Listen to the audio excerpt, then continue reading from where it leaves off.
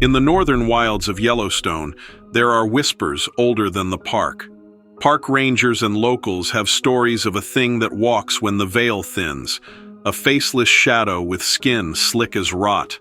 The locals call him the Wretch Man, and the Crow call him the one who whispers through fire. And every 20 years, on Devil's Night, he comes back to feed. Welcome to Weird Encounters, a place where the ordinary fades into shadow and the unexplainable comes alive. Don't forget to like, subscribe, and become part of our ever-growing community of the curious.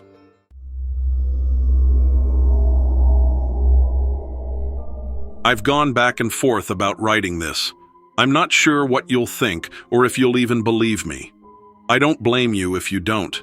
But every few years when the air turns that certain way before Halloween, I start to smell the same burnt scent again, like wet wood smoldering somewhere deep underground, and I can't sleep. I used to work the east side of Yellowstone National Park near Lamar Valley. This was back in the early 2000s.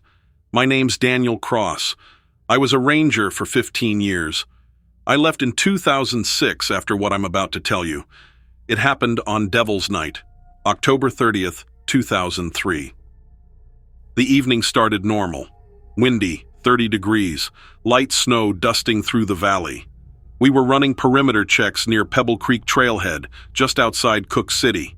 Hunting's allowed in the forest land east of there, not inside the park. But the line blurs. Hunters wander, sometimes by accident, sometimes not. That year, we'd been getting reports of animal mutilations, elk mostly, torn apart, half-eaten, but not by wolves or bears. The wounds were clean in some places, like a knife, and shredded in others. No prints, no tracks. I was partnered with Eli Rogers, another ranger out of Silvergate Station. We logged the reports, bagged what samples we could, sent them off. Fish and Game said, likely wolf predation. But I'd seen wolf kills before. This wasn't that. Eli thought it was poachers. I thought maybe something else. A few days earlier, I'd stopped for lunch in Cook City. There's a small diner called Bear Claw Bob's. Been there forever. I sat at the counter next to an old guy named Ray Madsen, who'd lived there since the 60s. He said something that stuck with me. He leaned over and asked, "You ever hear of the Wretch?" I said no. He smiled without humor and said, "You will. Every 20 years or so, right before Halloween, the hills start humming. Then the Wretch walks. You'll smell him before you see him, like sulfur and rot.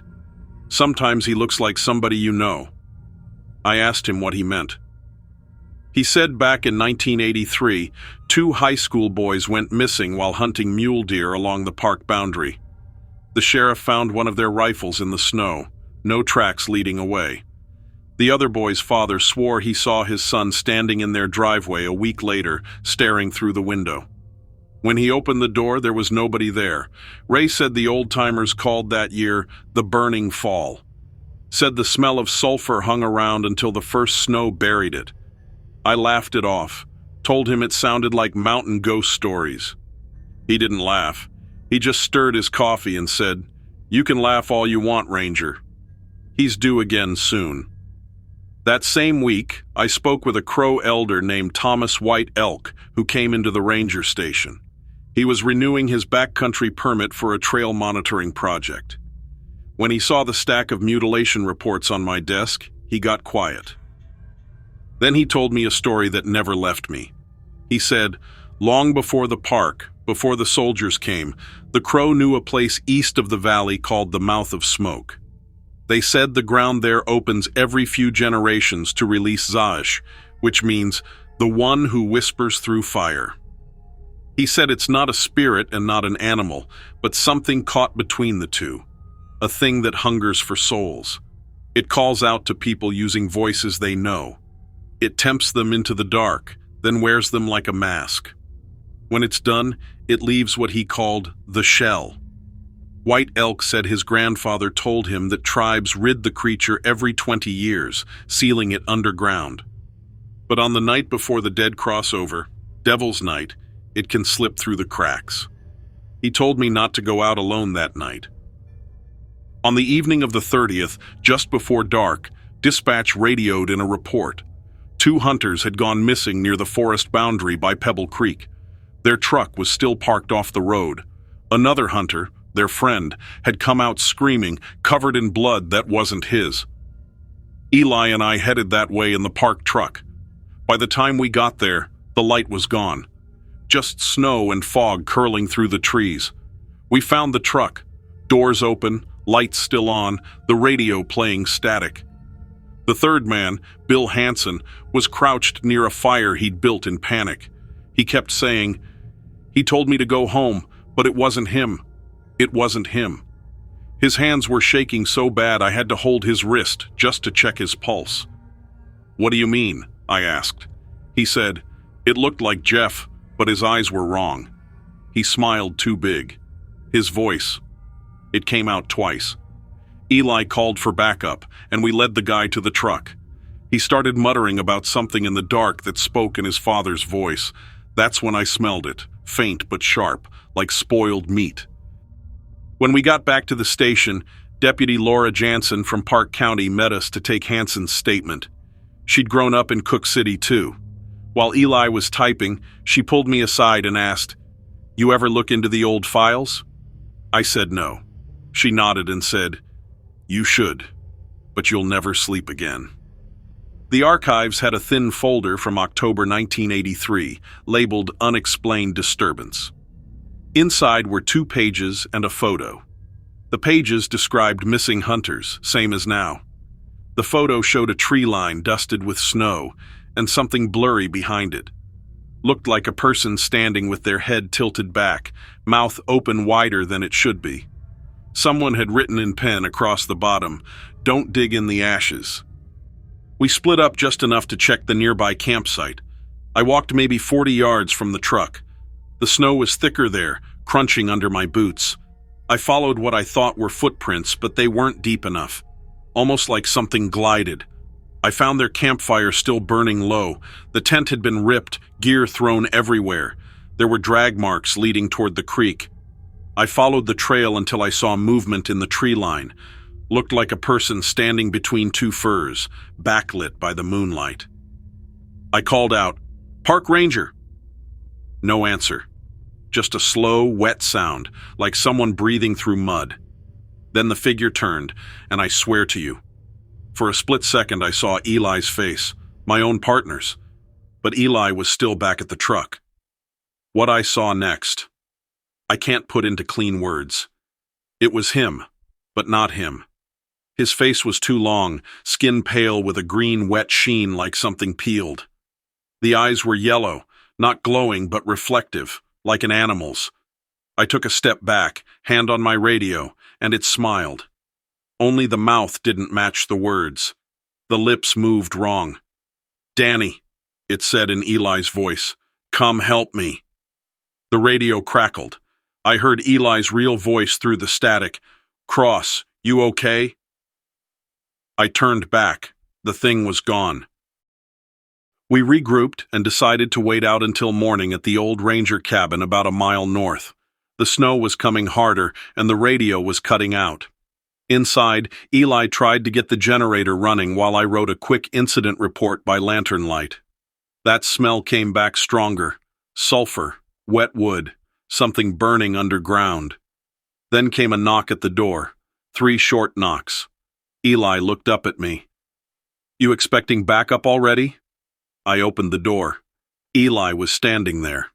Not the one beside me. The other one. This version was smiling too wide. His uniform was wet, covered in frost, eyes sunken and yellow. The real Eli behind me whispered, "Oh my God." The thing spoke and said, "You left me behind, Danny." Its voice dragged like 2 sounds layered wrong. I slammed the door and bolted it. Outside, something heavy walked across the porch, slow, deliberate steps. Then it began to hum. That sound wasn't human. Deep, vibrating through the floor, like stone grinding under pressure. Eli whispered, "It's the wretch." I didn't want to believe it, but I remembered what the old Crow elder said earlier. The door gave a single thud, then silence. When I looked through the window, it wasn't Eli anymore. It was something else. It had no face, just slick, greenish skin stretched smooth where eyes and mouth should be. It shimmered faintly, like something wet in moonlight.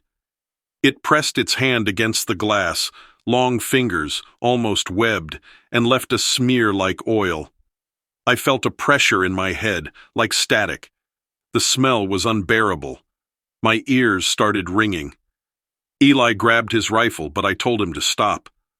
I don't know why. Maybe because I felt it wanted that. It wanted the shot. Then it spoke inside the cabin, but its mouth never moved. We heard it in both of our heads, my mother's voice saying, "Danny, come home." Eli dropped to his knees. He started whispering apologies to someone who wasn't there. I don't remember much after that except a bright orange flash through the window. They found me wandering near the river the next day, frostbite on my hands. I remember that at that time I had no memory of the night. Search and rescue looked for Eli for 2 weeks but never found him. Fish and Wildlife said it must have been an animal attack.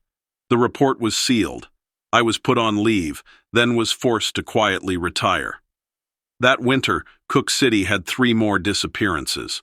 A hunter and a couple that was just passing through. Locals said they saw lights in the woods. Every 20 years, they say, 1963, 1983, 2003, but in 2023, there was nothing. I can't help but think whatever it is overdue. Sometimes, when I can't sleep, I swear I hear Eli's voice outside my house in Livingston. He calls my name, calm and patient, like he's waiting for me to open the door. And when I do, there's nothing there except the cold and the smell of rot.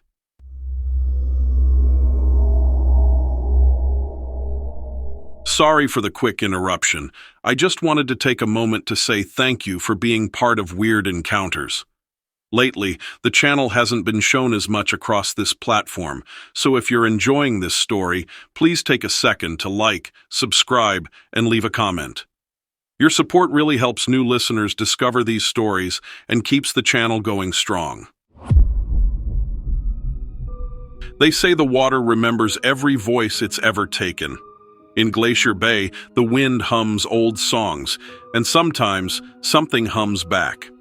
A crew stayed behind for one last job and found that under the ice, something ancient is waiting for them.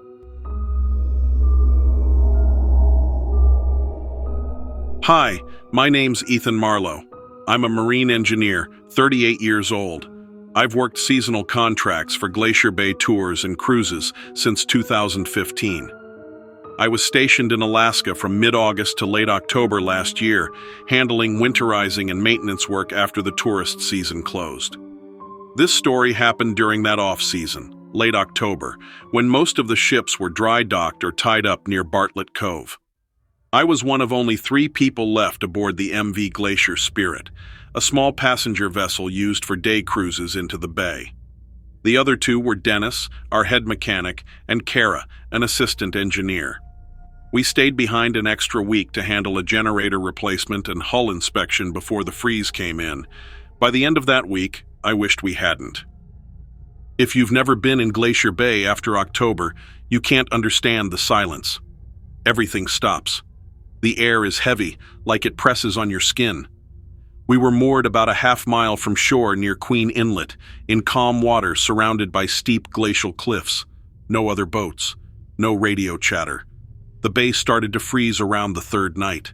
Not solid, just a thin layer of ice that clicked and cracked against the hull when the tide moved. Dennis loved the quiet. Kara hated it. She said the ice sounded like voices whispering when the wind blew across it. I laughed it off at first. Then I started hearing them too. It started as faint knocks under the hull. Slow, spaced out. Tap, pause, tap, tap. Sounded like someone testing metal with a hammer. Dennis said it was just air bubbles under the ice, but one night, around 2 a.m., the tapping moved. It started under the stern and worked its way to the bow, like footsteps. When it reached the anchor line, the whole ship shuddered once. Kara came running up from the lower deck, said she'd heard something breathing near the bilge vents. We went down to check. Nothing. Just condensation dripping, steady rhythm of the pumps. We didn't talk much after that. On the 5th night, the ice thickened enough that we couldn't rock the boat without hearing it crack. Moonlight made the whole bay look like a sheet of dull glass. I was on deck smoking when I saw something move under the surface. At first, I thought it was a seal, but the shape was too long. It drifted slowly past the bow, maybe 6 or 7 feet under the ice. Then another one followed. I knelt down, shining the flashlight through the frost. The beam caught something pale, like skin stretched tight. A face. It floated just below the ice, staring straight up at me. No eyes, just smooth skin where they should have been. Mouth half open, frozen in a soundless scream. Then a hand pressed up against the ice from below. The fingers were thin, jointed wrong, too many of them. The ice cracked lightly, tiny veins spreading across the surface. I stumbled back, dropped the flashlight, and yelled for Dennis. By the time he came up, the surface was empty again. Next morning, Kara found a small hole in the ice off the port side, perfectly round, about a foot wide. Around it, the ice was melted smooth, like something had climbed through. We checked the water temp. It was below freezing. Shouldn't have been possible. Dennis said maybe a vent leak from the generator warmed it, but the hole was too far forward. We lowered a camera probe. At about 15 feet, the feed glitched out. Just static and one blurry frame of something pale drifting past. Looked like a hand with webbing between the fingers. Dennis pulled the cable fast. The end of the line was slimy, coated with a gray film that smelled like salt and rot. He started talking about packing up early. Kara wanted to leave that night, but the bay was frozen too thick to risk moving the boat. We had to wait for tide shift. None of us slept. Around midnight, the tapping came back, louder, faster. Then, from underneath, we heard scraping. Around 3 a.m., I woke up to humming again. It was closer this time, so close it vibrated through the hull. The same low tone, like someone singing underwater. I went out to the deck. The moon was bright enough to see the inlet stretch out in silver bands of ice. And there, maybe 30 feet off the bow, something was standing on the ice. It was tall, hunched forward, skin a slick gray-green that caught the light. Its hair hung down in long, dark strings, dripping onto the ice. Its arms reached past its knees, fingers ending in long, curved nails. It tilted its head and hummed, louder this time. The sound didn't come from its mouth. It came from its chest, like air vibrating through hollow bones. Then, slowly, it began to crawl toward the ship. The ice didn't break under its weight. I backed away and shouted for Dennis. By the time he came up, the thing was gone. But the humming stayed, low and steady, echoing through the bay. In the morning, Dennis was gone. We searched every compartment. His bunk was empty. His coat was still hanging by the door. Outside, near the hole in the ice, we found boot prints, his size, leading to the edge. Then one more set beside them. Bare feet, long toes, dragging marks between steps. The prints stopped at the hole. Kara started crying. She said it had called him. I told her we were leaving. The tide would shift enough to crack the ice near the channel by morning. We just had to wait. We stayed together in the galley with the lights on, listening. Every now and then we heard that same faint hum, closer each time. Around midnight, the humming stopped. Then came the tapping, from inside the hull. Slow, dragging sounds, like nails running along metal. Kara grabbed my arm, whispering that she saw water dripping from the vent. I turned and saw a dark streak running down the bulkhead. It wasn't water. It was green, slimy, thick. The smell hit again.